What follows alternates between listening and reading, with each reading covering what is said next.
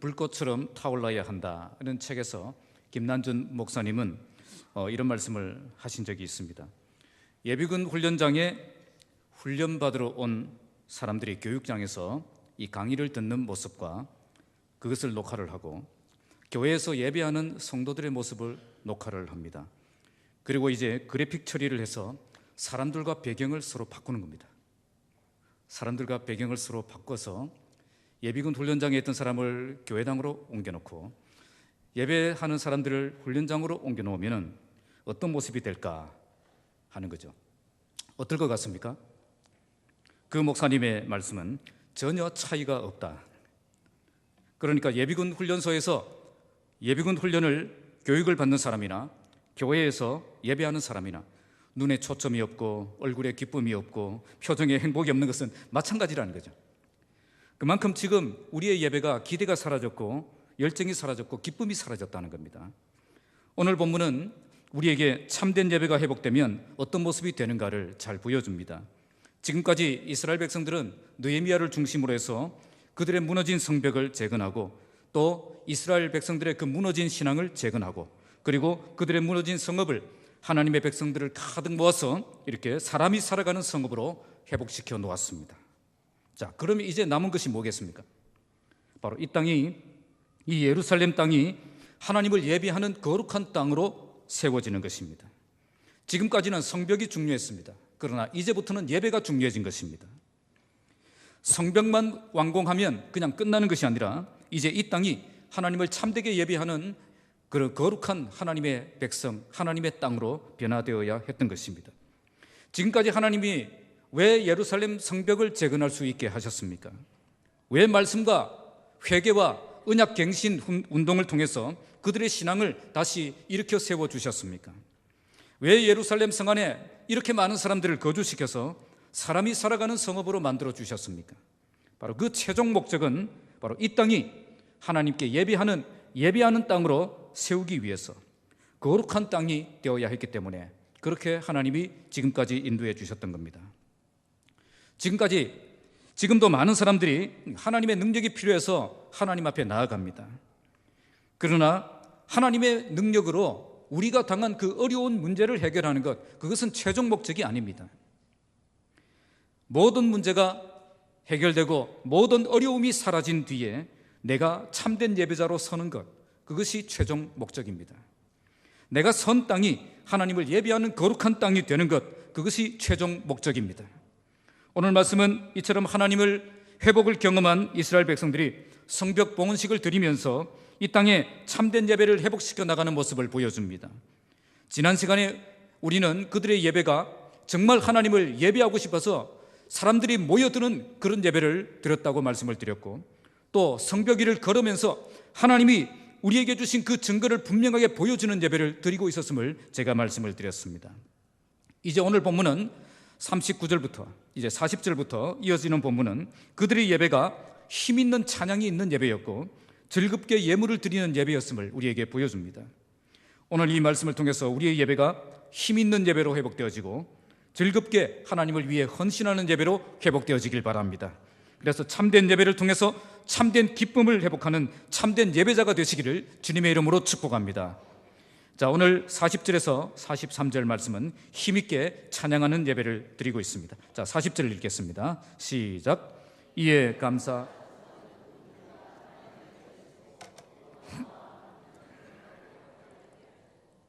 본문에 이제 감사 찬송하는 두 무리가 하나님의 전에 섰다라고 말씀합니다. 본문 앞에 그들은 찬양대를 두 무리로 나누어서 그들이 건축한 성벽 위를 걸으면서 행진하며 이 성읍이 있는 성전이 있는 북쪽으로 이렇게 나아갔습니다. 성벽은 그들이 하나님을 만난 자리입니다. 그래서 그들은 지금까지 그들이 경험한 하나님을 생생하게 보여주는 현장을 지나가면서 하나님께 예배했던 것입니다. 이제 그들은 하나님의 전에 섰습니다. 왜 하나님의 전에 모였습니까? 바로 이 자리가 바로 그들이 회복해야 될 예배의 자리이기 때문에 그렇습니다. 물론 성벽 위에서 드리는 예배는 감격적인 예배입니다. 하나님을 생생하게 경험한 확실한 증거가 있는 그 현장에서 드리는 예배는 그야말로 은혜 충만한 예배입니다. 그러나 아무리 우리의 삶의 현장에서 하나님을 경험하는 그런 삶을 살아와서도 우리가 궁극적으로 함께 모여 예배해야 될 자리는 바로 성전이 있는 하나님의 성전에 와서 예배를 드려야 한다는 것입니다. 아무리 중요한 사역을 감당하고 있어도 결국 그 모든 일 중단하고 하나님의 임재 앞에 서서 예배하는 그 자리에 나아가는 사람이 되어야 한다는 것입니다. 어떤 사람들은 교회에서 사역하고 봉사하는 일에는 열정을 가지고 뛰어듭니다. 그런데 예배하는 자리는 그렇게 소중하게 생각하지 않습니다. 그들은 예배보다 봉사가 더 중요하다고 생각합니다. 그래서 예배를 쉽게 빠지기도 하고 늦게 참석하기도 하고 또 다른 사역으로 대체하기도 합니다. 예배하는 대신 이거 하면 안 될까요? 그러나 우리가 가장 아무리 중요한 일을 하고 있어도 예배보다 더 중요한 일은 없습니다. 주일에도 우리가 많은 사역들을 감당하고 있지만 이 중에 가장 중요한 것은 우리가 이처럼 함께 모여서 하나님을 예배하는 이 시간입니다. 그래서 하나님의 백성에게 이 시간보다 더 소중한 시간은 없어야 한다는 겁니다. 지금 이 자리에는 감사 찬송하는 두 무리, 즉 성전에서 행진할 때 찬양을 이끌었던 그 찬양대가 함께 모여 있습니다. 그리고 느헤미야는 민장의 절반과 함께 자리에 참여했습니다. 원문은 느헤미야가 주도적으로 그들을 이끌어서 지금 이 예배의 자리에 동참하게 했음을 보여주고 있습니다. 우리말 번역에는 그게 전혀 나타나지 않습니다. 지금 느헤미야는 예배하는 자리에 자기도 적극적으로 참여했을 뿐 아니라 다른 사람들도 적극적으로 그 예배하는 자리로 이끌었다는 것을 알 수 있습니다. 그는 성직자는 아니었지만 평신도 리더로서 예배의 자리가 얼마나 소중한 자리인가를 알았고, 그래서 다른 사람들을 예배하는 자리에 적극적으로 이끌어서 함께 예배하려고 했던 것입니다. 하나님의 나라에 참된 부흥이 시작되면 이처럼 교회가 함께 모여 예배하는 예배가 회복되어집니다. 정말 하나님의 사람이 변화되면 세상에서 참된 믿음을 보여주며 승리하는 삶을 살아가지만, 정말 교회에서 드리는 그 예배를 갈망하며 이처럼 하나님의 전에 모여서 함께 예배하는 그 예배의 기쁨을 얻기 위해서 하나님의 전으로 나오게 된다는 것입니다. 그래서 오늘 우리 교회에 참된 부흥이 시작되면 예배의 부흥부터 시작될 것입니다. 그때는 하나님의 백성들에게 예배보다 더 소중한 것은 없게 될 것입니다. 이젠 예배에 목숨을 거는 사람이 될 것입니다. 이젠 정말 밋밋하게 예배하지 않을 것입니다. 정말 마음을 다하고 목숨을 다하고 힘을 다해 예배하는 자가 될 것입니다. 이와 반대로 교회의 영적 침체가 오면, 암흑기가 찾아오면 가장 먼저 예배가 무너질 것입니다. 그땐 사람들이 예배를 소중하게 생각하지 않을 것입니다. 그들은 예배의 가치를 모르고 예배의 기쁨을 모르고 예배의 능력을 모르기 때문에 예배 위에 다른 것들이 더 중요해지는 그런 삶을 살게 될 것입니다. 어떤 시대인지 하나님의 부흥의 때가 시작되면 예배가 무너진 적이 한 번도 없었습니다. 예배가 무너진 시대는 교회가 무너진 시대입니다. 그러나 하나님이 일어나 부흥을 시작하시면 가장 먼저 예배의 회복이 시작됩니다. 하나님의 백성들이 깨어 일어나서 진정한 예배를 드리게 하심으로 참된 부흥이 시작된다는 것입니다. 오늘 우리 교회에 참된 예배가 회복되므로 참된 부흥이 시작되길 바랍니다. 하나님은 지금도 교회를 살려주실 때에 가장 먼저 예배를 살려주십니다. 예배의 기쁨을 회복하게 하시고 예배의 감격을 회복하게 하시고 예배의 능력을 회복하게 하십니다. 오늘 우리가 예배를 통한 참된 부흥을 경험하는 교회가 되기를 주님의 이름으로 축복합니다. 41절 42절 함께 읽겠습니다. 시작. 제사장 엘리야김과 마아세야와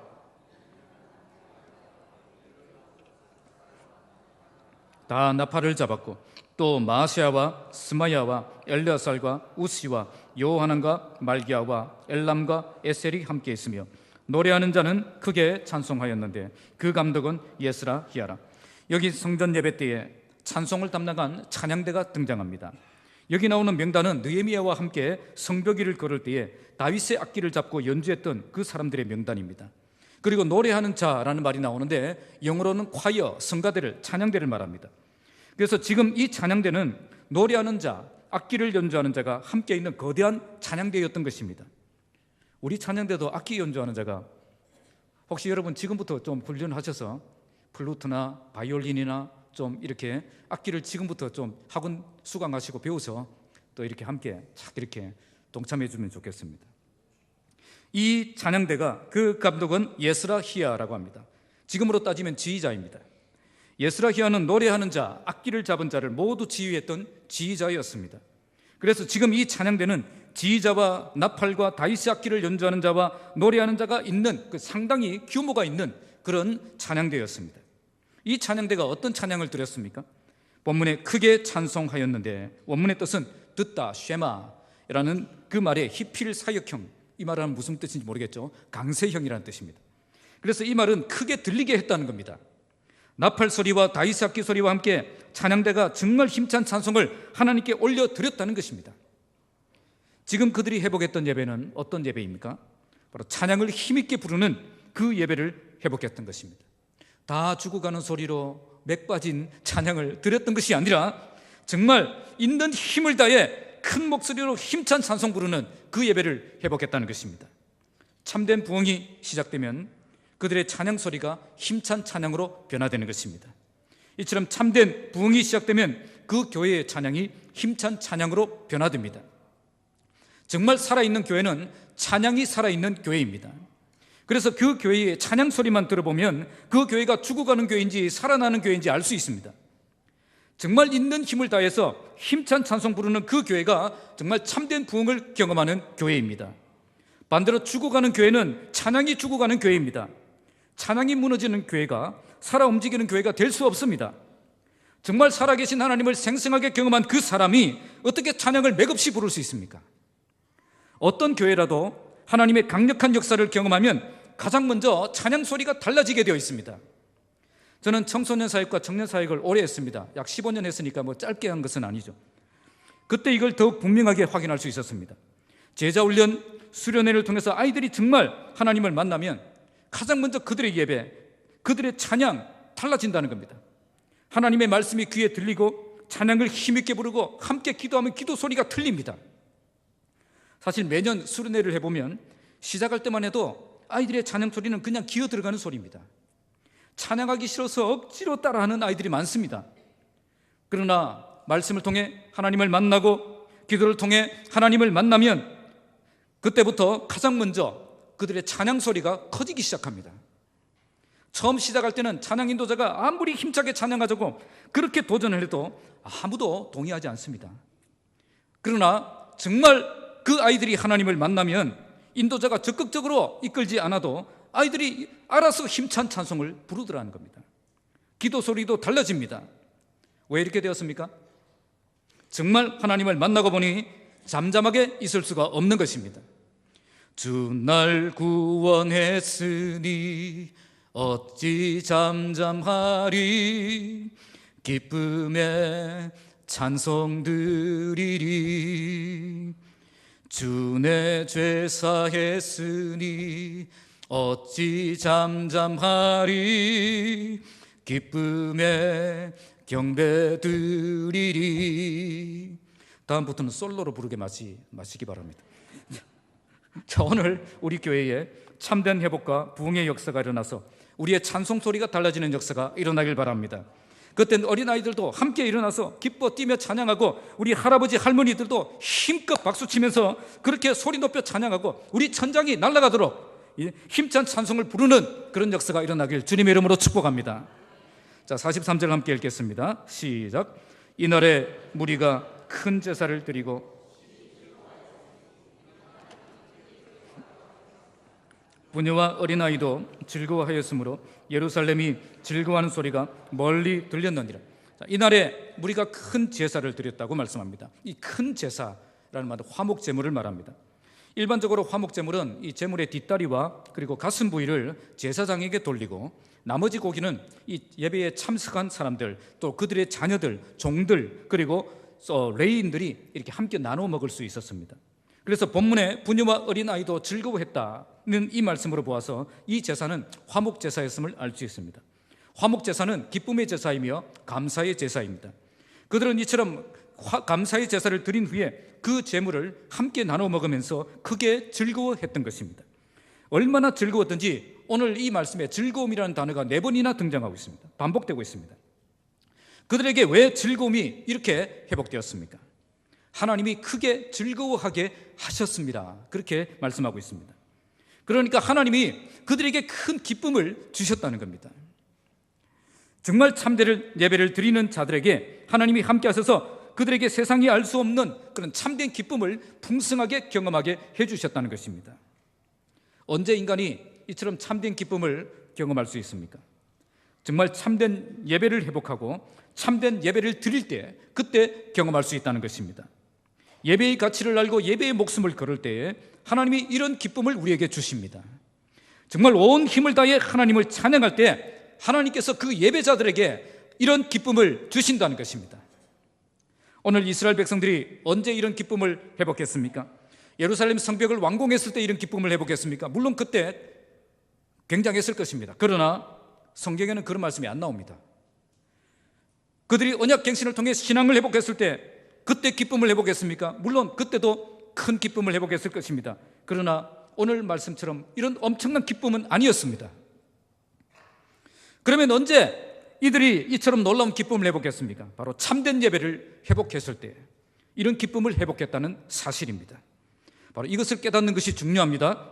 하나님은 우리에게 참된 만족과 행복을 주시는데 그러한 행복과 만족은 참된 예배를 통해서 주신다는 겁니다. 그래서 우리가 세상이 알지 못하는 참된 기쁨을 얻으려면 참된 예배를 회복해야 되는 것입니다. 이제는 누가 이끌어줘야 겨우 나오는 그런 수준이 아니라 정말 예배의 가치를 알고 예배의 목숨을 거는 사람이 되어야 한다는 겁니다. 이제 맥없이 찬양하는 예배가 아닌 정말 목소리 높여 온 힘을 다해 살아계신 하나님을 찬양하는 그 찬양이 되어야 한다는 것입니다. 오늘 이스라엘 백성들은 크게 찬송하고 큰 제사를 드리고 하나님이 주신 큰 기쁨을 회복했습니다. 히브리어 단어는 똑같은 단어입니다. 큰. 오늘 우리 교회가 이런 예배를 회복하길 바랍니다. 정말 예배의 가치를 아는 사람들이 함께 성전에 모여서 힘있게 찬양하며 하나님이 주시는 큰 기쁨이 가득한 그런 교회가 되길 바랍니다. 오늘 이렇게 예루살렘이 즐거워하는 소리가 멀리 들렸다고 말씀합니다. 지금 그들이 누린 이 기쁨은 이처럼 멀리 떨어진 그 사람들에게도 알려질 만큼 대단한 즐거움이었다는 것입니다. 이렇게 예배의 기쁨을 회복하면 그 교회는 주변에 행복한 교회로 소문이 날 것입니다. 이렇게 행복한 교회에 다닐 때에 행복한 성도들이 되는 것입니다. 우리 교회에 참된 부흥이 시작되고 참된 예배가 회복되어 참된 기쁨이 충만하여서 행복한 교회가 되고 행복한 성도가 되길 주님의 이름으로 축복합니다.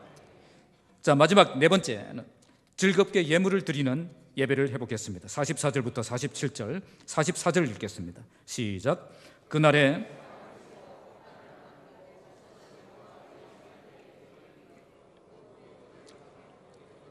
11조를 모든 성읍밭에서 거두어 이 곳간에 쌓게 하였노니 이는 유다 사람이 섬기는 제사장들과 레위 사람들로 말미암아 즐거워하기 때문이라.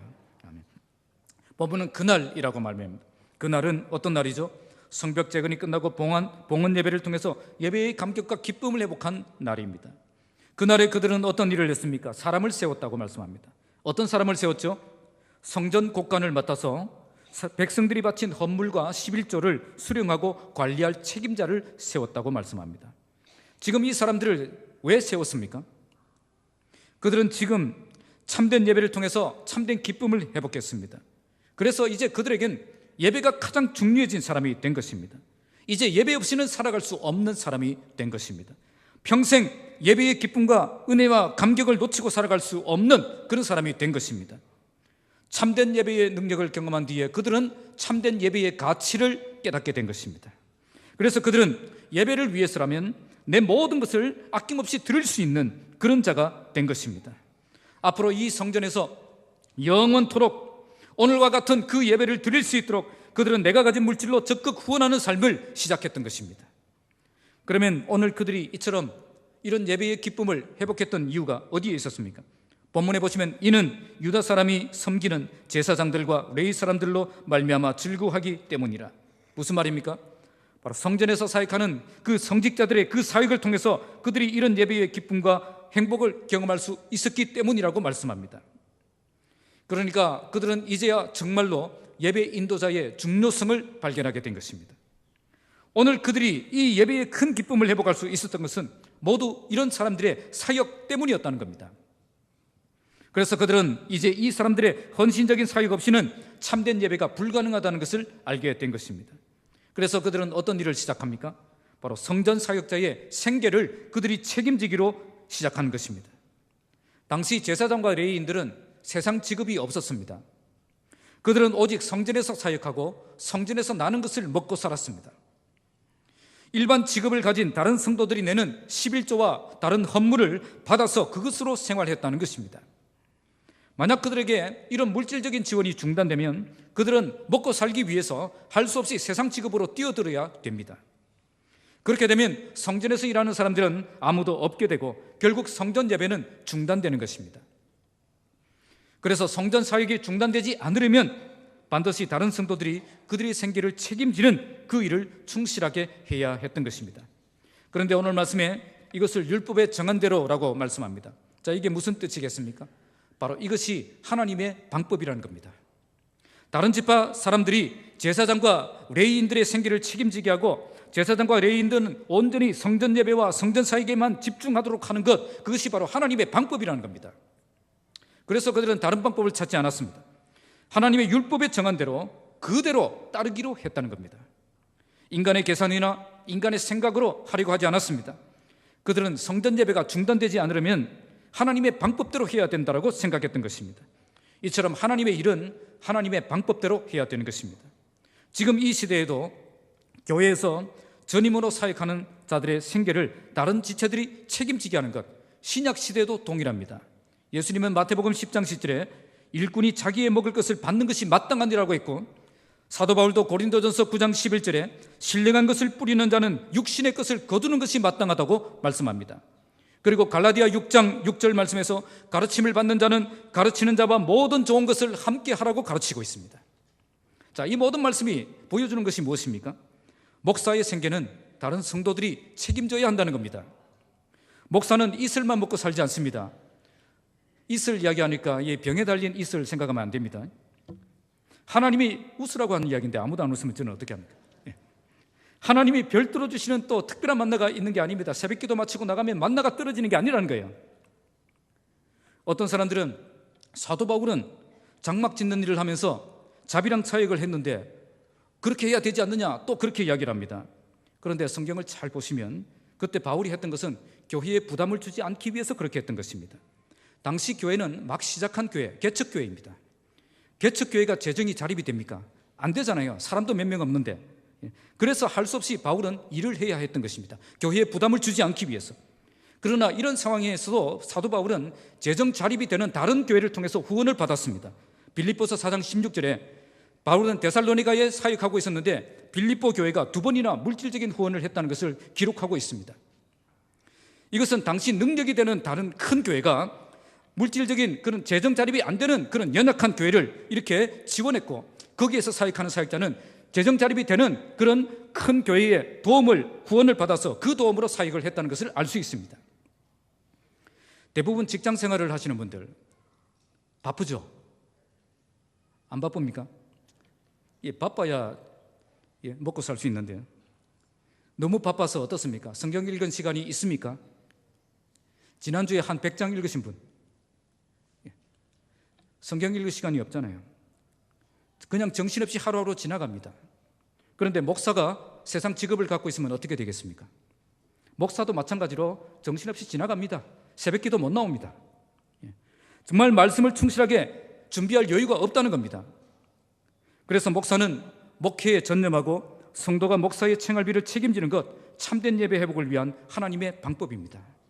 그래서 목사는 성도들을 영적으로 돌보는 사람이고 성도들은 목사의 생계를 책임지는 사람입니다. 그래서 하나님의 말씀을 충실하게 준비하여 선포하는 그런 참된 예배가 세워질 수가 있는 것입니다. 자, 45절 함께 읽겠습니다. 시작. 그들은 하나님을 섬기는 일과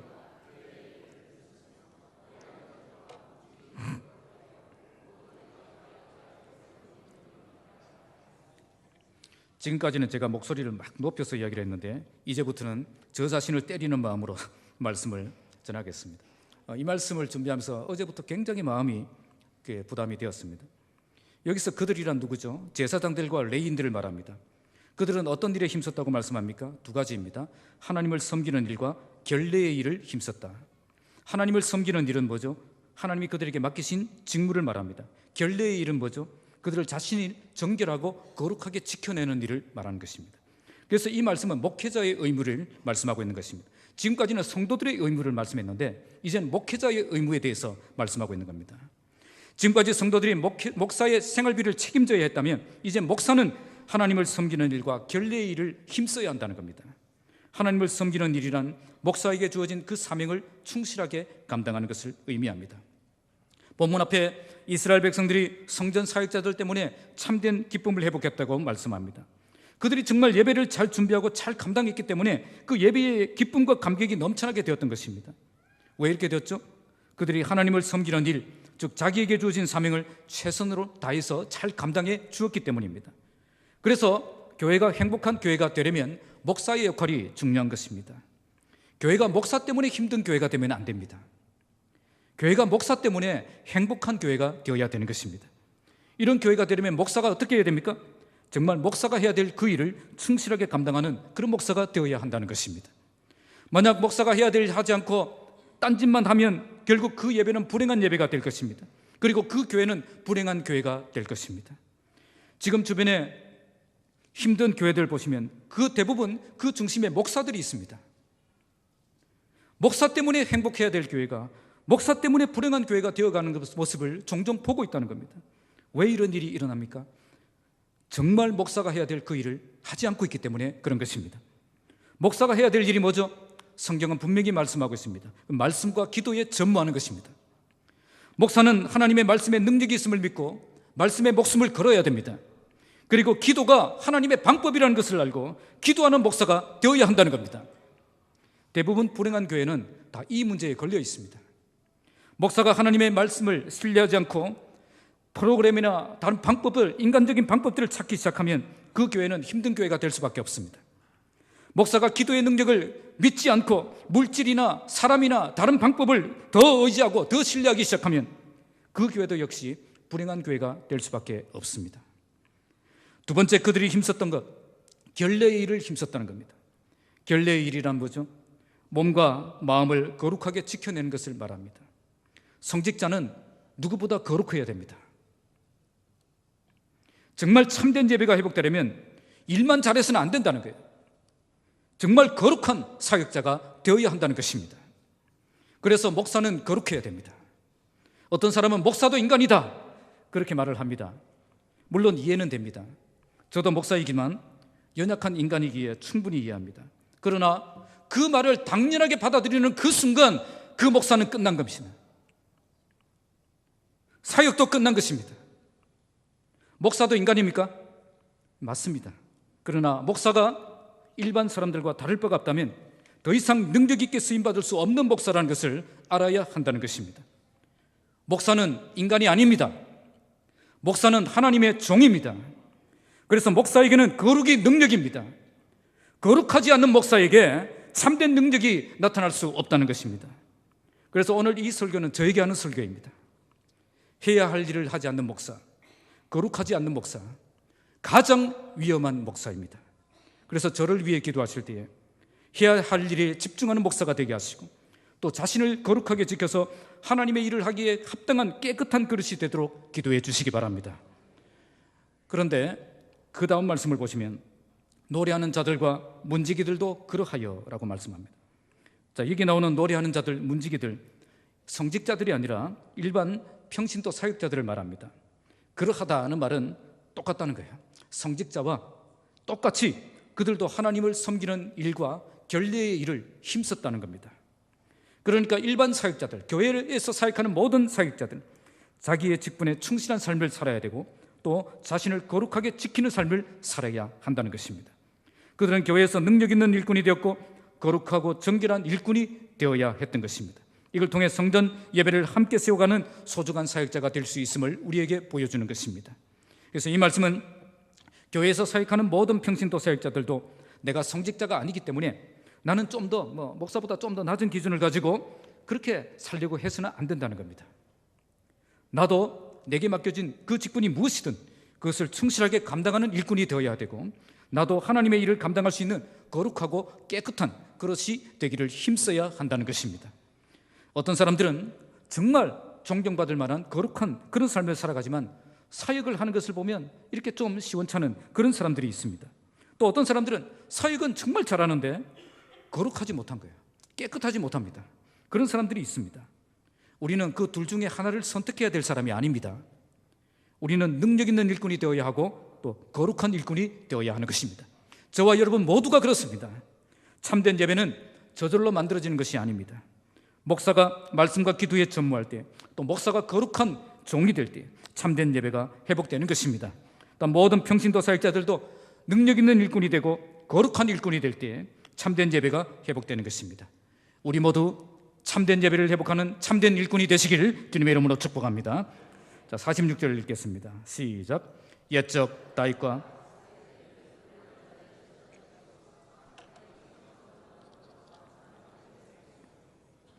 자, 오늘 본문의 옛적 다윗과 아삽의 때에는 이라고 말씀합니다. 왜 지금 다윗과 아삽의 때를 말씀하고 있겠습니까? 바로 이때가 가장 예배가 살아있었던 때이기 때문입니다. 그래서 그들은 그때의 예배를 기준으로 삼습니다. 그때로 돌아가자 하는 거죠. 그때 드렸던 그 예배로 돌아가자는 겁니다. 그런데 그때의 예배에는 누가 있었습니까? 노래하는 자의 지도자가 있었다는 거예요. 그래서 하나님께 찬송하는 노래와 감사하는 노래를 하였다고 말씀합니다. 자, 노래하는 자의 지도자, 이 말은 성전 찬양대의 찬양 지휘자를 말합니다. 당시 아삽이 찬양대의 총지휘를 맡은 사람입니다. 우리 교회는 누가 하고 있죠? 송기훈 지휘자입니다. 지금 이 말씀을 하는 이유가 뭐겠습니까? 그때 다윗의 시대에 예배가 살아있었던 이유는 바로 이 사람들이 있었기 때문이라는 거죠.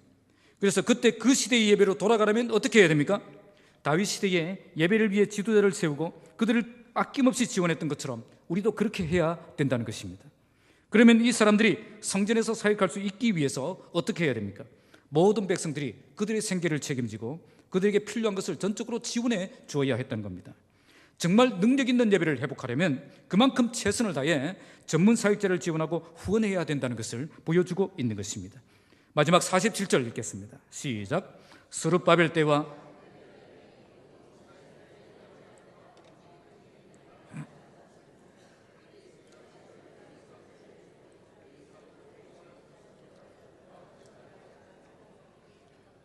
자, 이제 본문은 스룹바벨 때와 느헤미야 때에는 이라고 말씀합니다. 본문 앞에는 누구 때였죠? 다윗의 때와 아삽의 때였죠. 다윗의 때와 아삽의 때였는데 지금은 이제 스룹바벨 때와 느헤미야 때, 바로 지금 이 시대에 말하는 것입니다. 온 이스라엘이 그때 뭐를 하고 있습니까? 성전에서 사역하는 사역자들을 위해서 날마다 필요한 것을 지원하는 일을 충실하게 감당하고 있음을 보여주고 있습니다. 지금 이들이 왜 이렇게 하고 있습니까? 정말 이젠 예배 없이 살 수 없는 그런 사람이 되었기 때문입니다. 이젠 정말 예배의 가치를 알고 예배의 기쁨을 알고 예배의 능력을 아는 사람이 되었기 때문입니다. 그래서 이제 성전 예배가 다시는 중단되지 않도록 최선을 다해 내 모든 것을 아낌없이 이 사역을 위해서 드리고 있었던 겁니다. 오늘 우리에게 참된 예배의 기쁨이 회복되려면 이런 헌신이 회복되어야 됩니다. 모든 성도들의 헌신 없이 절대 예배의 부흥은 오지 않습니다. 우리의 지갑이 회개하지 않으면 우리는 참되게 회개한 것이 아닙니다.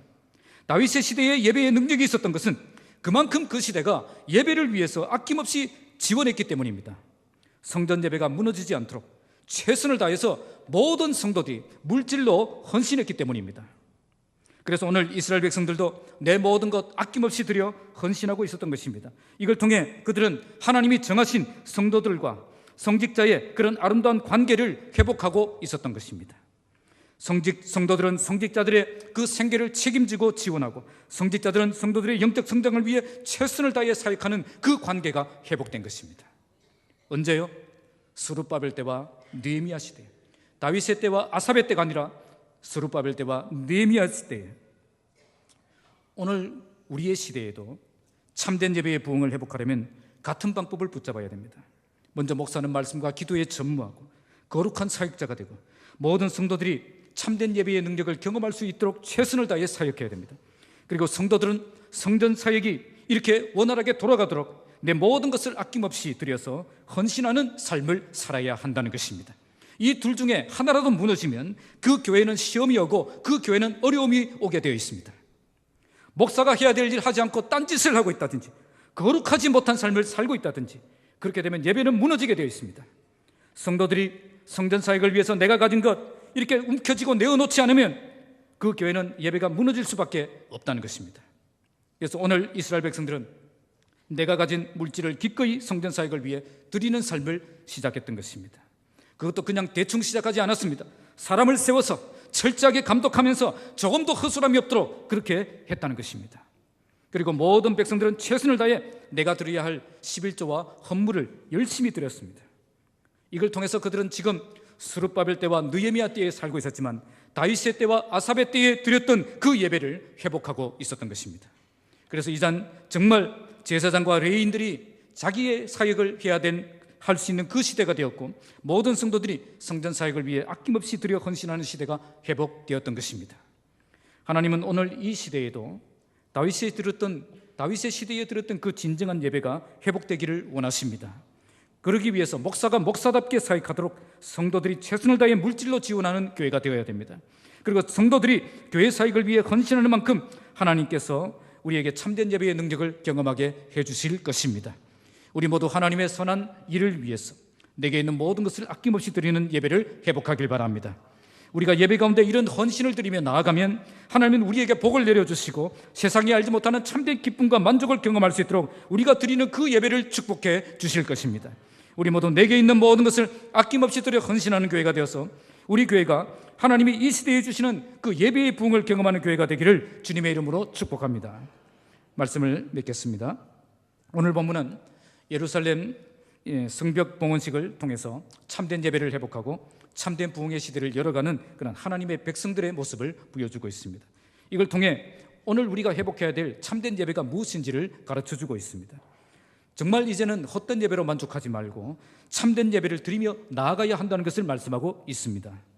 그러면 그들은 어떤 예배를 보여주고 있습니까? 지난주에 27절에서 39절 말씀은 그들은 예배하고 싶어서 갈급한 마음으로 정말 함께 모여드는 예배를 드렸고, 성벽위를 행진하면서 그들이 경험했던 그 하나님을 분명하게 보여주는 그런 증거가 있는 예배를 드렸다고 말씀했습니다. 우리의 예배는 갈망이 있는 예배, 그리고 증거가 있는 예배가 되어야 한다는 것을 말씀했습니다.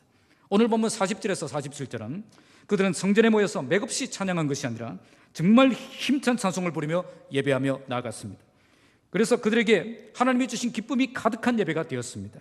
그래서 이런 기쁨, 이런 행복을 놓치지 않기 위해 내 모든 것을 아낌없이 드려 헌신하는 그런 예배를 드리고 있었던 것입니다. 이걸 통해서 오늘 우리의 예배가 힘찬 찬송이 있는 예배, 그리고 온전한 헌신이 있는 예배가 되어야 함을 보여주고 있는 것입니다. 오늘 우리는 어떤 예배를 드리고 있습니까?